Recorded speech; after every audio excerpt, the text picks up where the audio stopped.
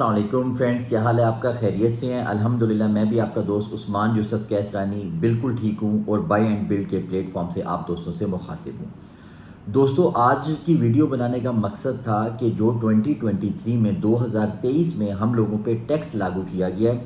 Property کی cell اور purchase کے حوالے سے، اور E7 فارم کیا ہے، آپ دوستوں کو بتانا چاہتا ہوں کہ جو نارمل ٹیکس چلے آ رہے تھے، پرچیزر جو ہے وہ CVT، اسٹیمپ ڈیوٹی اور ایڈوانس ٹیکس اور DHA میں جو ہے ممبرشپ فیس وغیرہ، ٹرانسفر فیس وغیرہ پے کرتے تھے، اس کے ساتھ اس دفعہ ایک E7 فارم کو ہم لوگوں پہ لاگو کیا گیا ہے۔ اچھا، E7 فارم جو ہے وہ سب سے پہلے 2022 میں بھی ہم پرچیزر سیل پرچیز جو کرتے ہیں پراپرٹی سے وابستہ ہیں ان کے اوپر لاگو کیا گیا تھا، پھر اس کو کچھ عرصے کے لیے سسپینڈ کیا گیا اور وہ آہستہ آہستہ ہوتے اور پورا جو ہے وہ فائنینشیل ایئر گزر گیا۔ 2023 میں یہ ہمیں بتا دیا گیا تھا کہ اب سے E7 فارم جو ہے وہ ہم نے لازمی فل کرنا ہوگا، سیلر کو اپنا ٹیکس پے کرنا ہوگا اور 1% جو ہے وہ اضافی ٹیکس، پہلے سیلر کو جو فائلر ہے انہیں 3% ٹیکس لگتا تھا، تو اب انہیں 4% ٹیکس جو ہے وہ لگے گا۔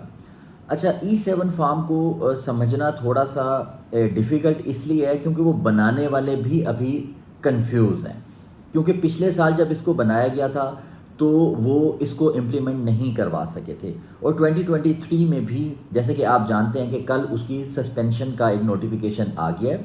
30 سپٹمبر تک اس کو معطل کر دیا گیا ہے۔ اچھا، اب وہ بنانے والے کیوں کنفیوز ہیں؟ کیونکہ اس میں بتایا ایک چیز تو بڑی واضح ہے کہ جو فائلر ہے وہ پہلے 3% دیتا تھا، اب اس کو 1% ایک مزید ٹیکس دینا ہوگا۔ اچھا، وہ ٹیکس جو ہے وہ 1% سے کچھ زائد ہو جاتا ہے، اس کی ایک وجہ یہ ہے کہ اس کے لیے FBR سے NOC لینا پڑتا ہے، اور NOC لیتے ہوئے بھی 40 سے 50 ہزار خرچ ہو جاتے ہیں۔ اس 40 سے 50 ہزار کے اوپر ہمیں FBR کی جو ہے ویلیو اس کے اکارڈنگلی اپنا ٹیکس پے کرنا ہو، جبکہ جو نان فائلرز ہیں وہ ان سے شروع میں ایک دفعہ 10% ٹیکس لے لیا جاتا ہے، اور جو E7 فارم ہے ان کو جسٹ وہاں پہ ایک نوٹیفیکیشن لینا پڑے گا کہ ہم نان فائلر ہیں، اس کی پراپرٹی سے ریلیٹڈ ان کو جتنا ٹیکس لگتا ہوگا وہ ان کو پے کر دینا ہوگا، جبکہ اس کا طریقہ کار یہ ہونا چاہیے تھا کہ جو فائلر ہیں انہیں ریلیف دیا جائے اور جو نان فائلر ہیں ان سے ہیوی ٹیکس پر لیا جائے، لیکن فائلرز کے لیے اس میں پرابلم کر دی گئی ہے، جبکہ نان فائلر کو اس میں کچھ نہ کچھ ریلیف دے دیا گیا ہے۔ اس کے لیے ہماری ایسوسیشن جو DHA ایسوسیشن ہے وہ آج کل اسلام آباد میں ہے اور بھرپور ورک کر رہی ہے، اور اسی کی کاوشوں کا یہ نتیجہ ہے کہ اس فارم کو سسپینڈ کر دیا گیا ہے۔ تو آپ کو سیلز کے حوالے سے یا پرچیز کے حوالے سے ٹیکس میں کسی قسم کی پرابلم ہو رہی ہو، آپ مجھ سے رابطہ کر سکتے ہیں۔ کسی قسم کی آپ کو گائیڈ لائن چاہیے ہو تو میں جو ہے وہ آپ کو فوری اس کا